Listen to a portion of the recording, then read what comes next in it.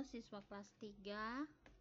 Sekarang kita akan belajar materi statistika. Pembahasan pertama tentang penyajian data.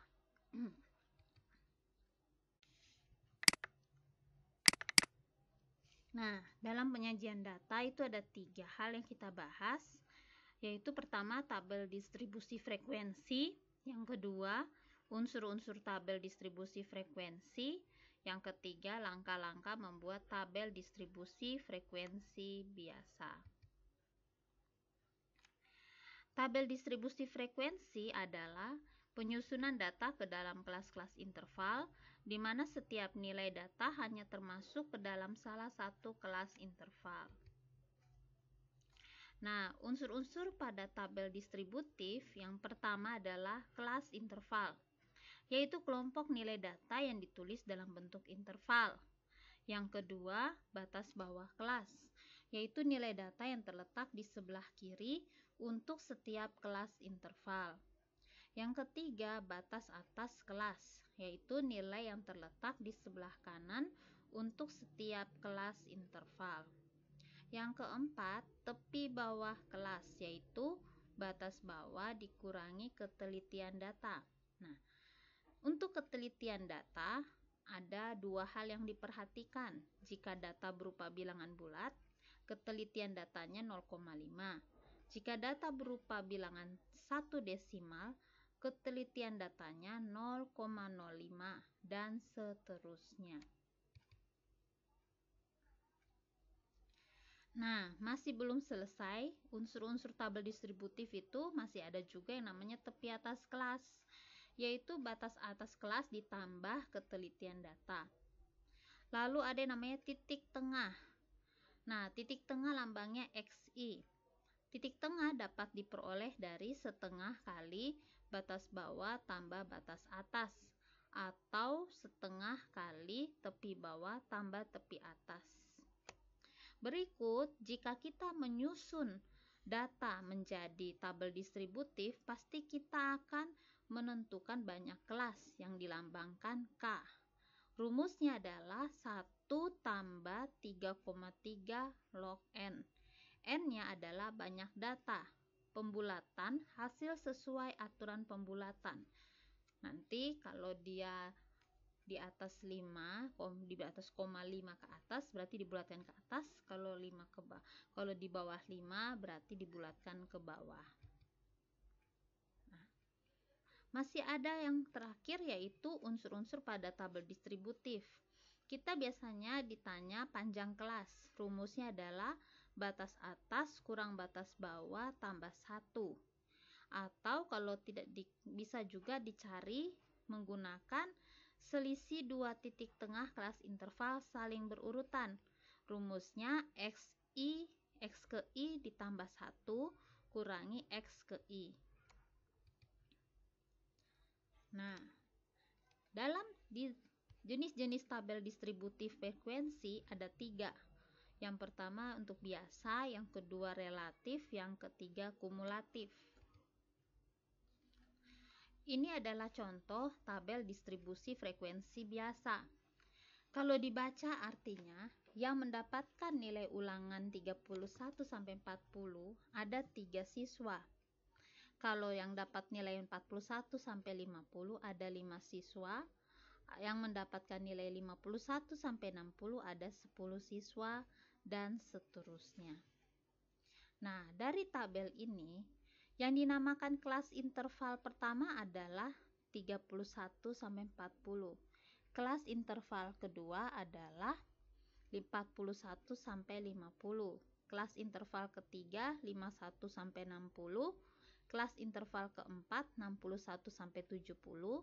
Kelas interval kelima 71-80. Kelas interval ke-6 81-90. Yang dinamakan batas bawah kelas adalah 31 untuk kelas interval pertama, 41 kelas interval kedua, 51 kelas interval ketiga, 61 kelas interval keempat, 71 kelas interval kelima, 81 kelas interval keenam. Batas atasnya adalah 40, 50, 60, 70, 80, 90. Untuk tepi bawah kelas. Nah, kalau ditanya tepi bawah kelas interval pertama, maka 31 kurangi 0,5, 30,5. Tepi atas kelas interval kedua berarti 50 tambah 0,5, jadinya 50,5. Tepi bawah kelas interval ketiga 51 kurangi 0,5, dapatnya 50,5. Nah, nanti kalau ditanya lagi yang berikut 30 titik tengahnya. Titik tengahnya berarti 31 tambahkan 40, 71 bagi 2. Berarti 35,5.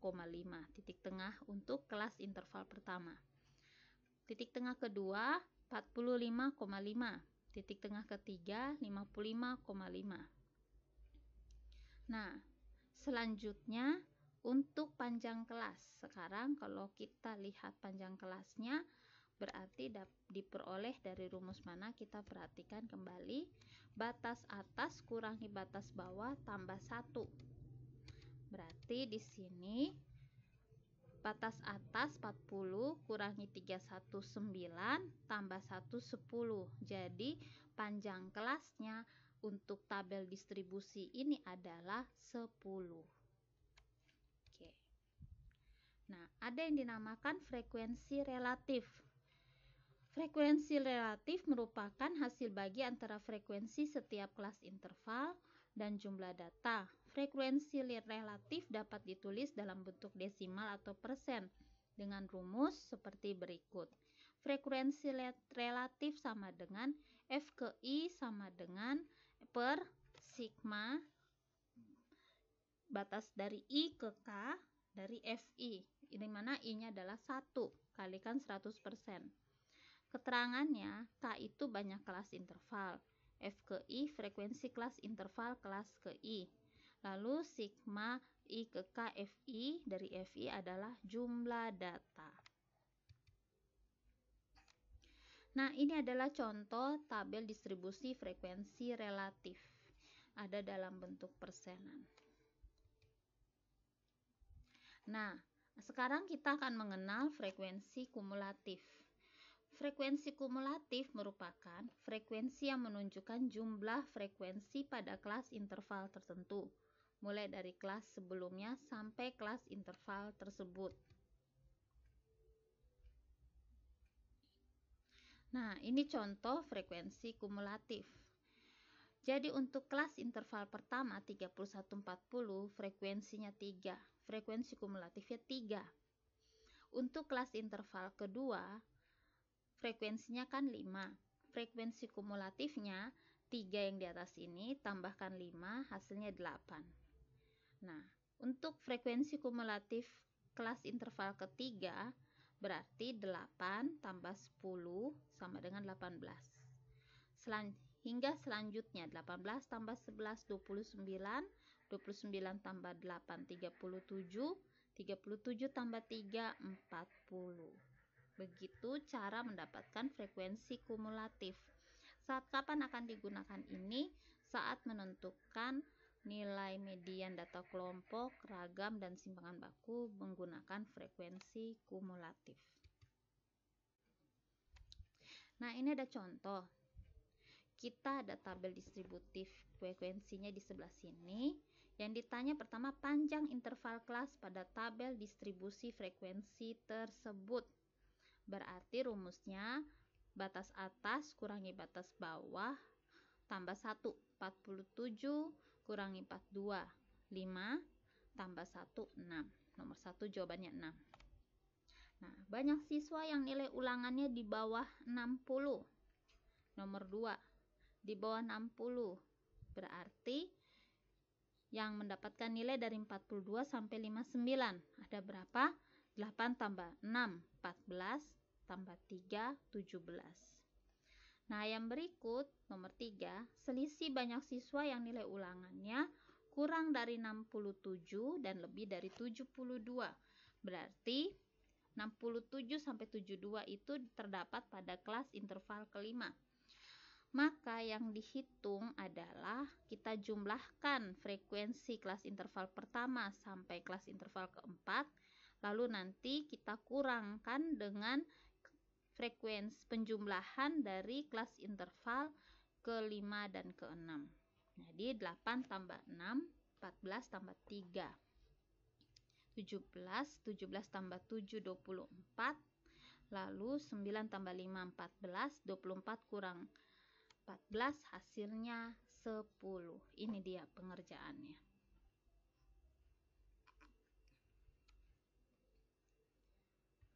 Kita lanjut. Nah, ini adalah latihan soal dapat dikerjakan yang ditanya tepi bawah dan tepi atas pada kelas keempat. Lalu nomor 2, presentase banyak siswa yang memiliki berat badan lebih dari 62 kg. Sekarang kita akan masuk ke langkah-langkah membuat tabel distribusi frekuensi biasa. Yang pertama, menentukan jangkauan. Yang kedua, menentukan banyak kelas. Yang ketiga, menentukan panjang kelas. Yang keempat, menentukan interval kelas.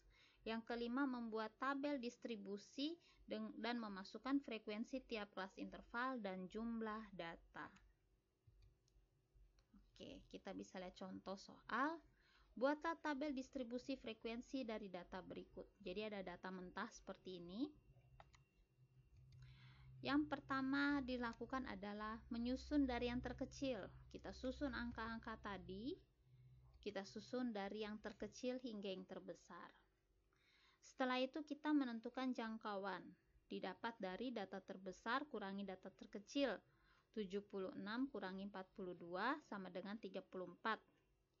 Lalu kita menentukan banyak kelas, di mana dapatnya 1 tambah 3,3 log N. Log 34 itu 1,53. Maka kalau dikali hasilnya dan dijumlahkan hasilnya 6,05. Dibulatkan menjadi 6.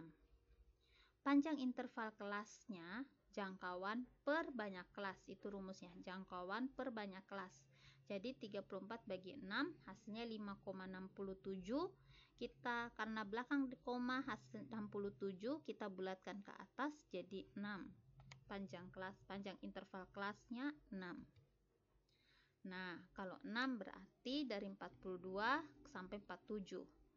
Nah, kita lihat 42 sampai 47 itu 1 2 3 1 2 saja. Berarti frekuensinya 2. 48 sampai 53. Kita lihat 1 2 3 4 5 6 7 8. Jadi frekuensinya 8. Yang mendatanya 54 sampai 59. Berarti 1 2 3 4 5 6 7. Berarti 7. 60 sampai 66. 1 2 3 4 5 6. 6, lalu nilai 67 sampai 73 dapatnya 1 2 3. Lalu untuk data 74 sampai 79 hanya 1. Nah, jumlahkan frekuensinya 27. Benar ya, banyak data ini juga 27. Jadi tabel distribusi frekuensi ini benar kita buat. Nah, terima kasih atas perhatiannya. Sampai jumpa nanti di pelajaran membuat histogram dan poligon dari tabel distribusi frekuensi. Tuhan memberkati.